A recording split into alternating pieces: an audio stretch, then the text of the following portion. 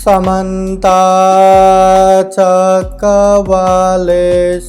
अत्रा गच्छन्तु देवता सदामं मुनिराजस्य शृण्वन्तु सगमोखदं धम्मश्रवणकालो अयं भदन्ता धम्मश्रवणकालो अयं भदन्ता धम्मश्रवणकालो अयं भदन्ता नमो तस्स भगवतो अरहतो सम्मा सम्बुद्दस्स नमो तस्स भगवतो अरहतो सम्मा सम्बुद्दस्स नमो तस्स भगवतो अरहतो सम्मा सम्बुद्दस्स सीलेन सुगतिं यान्ति सीलेन भोगसम्पदा सीलेन निभृतिं यान्ति तस्मात् शीलं विशोधयेत्। साधु साधु साधु।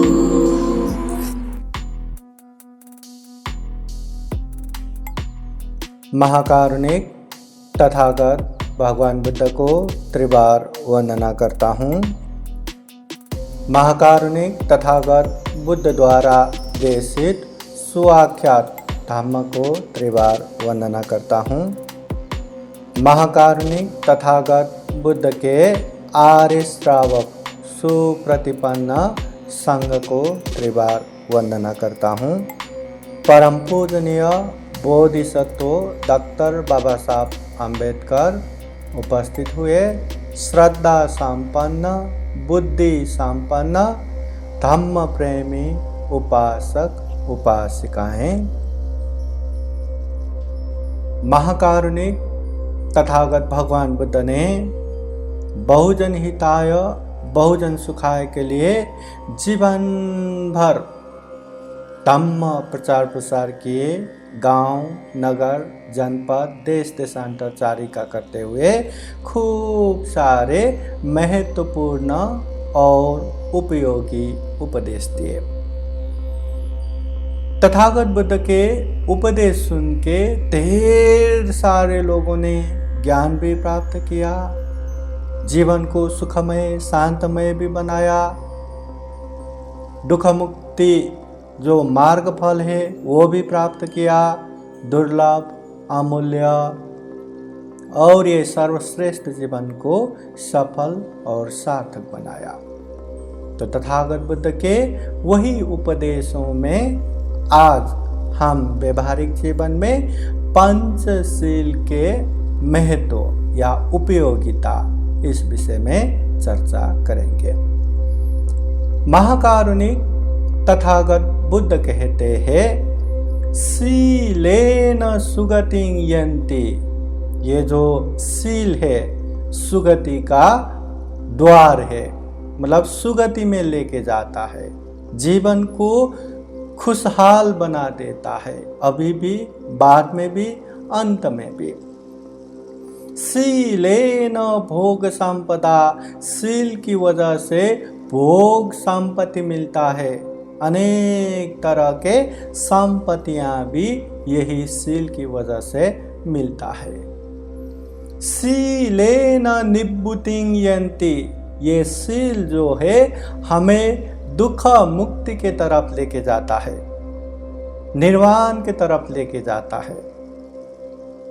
इसलिए तथागत बुद्ध कहते हैं तस्मात् शीलं विशोधयेत्।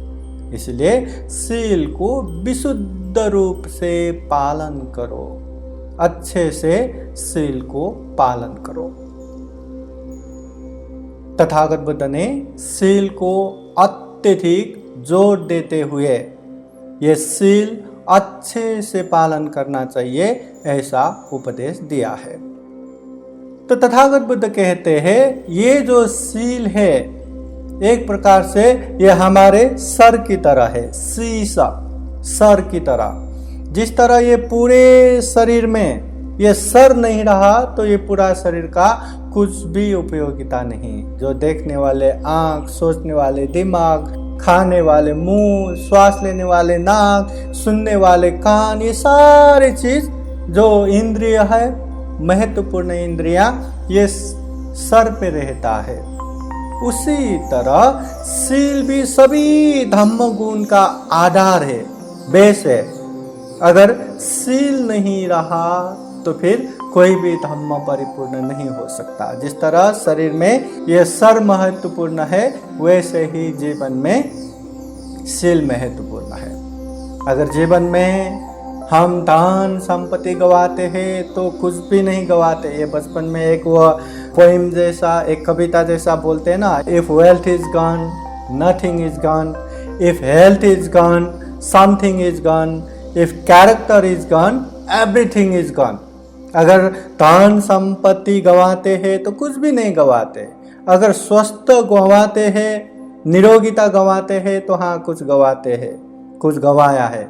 मगर ये हमारा चरित्र, ये हमारा सील गवाया तो सब कुछ गया।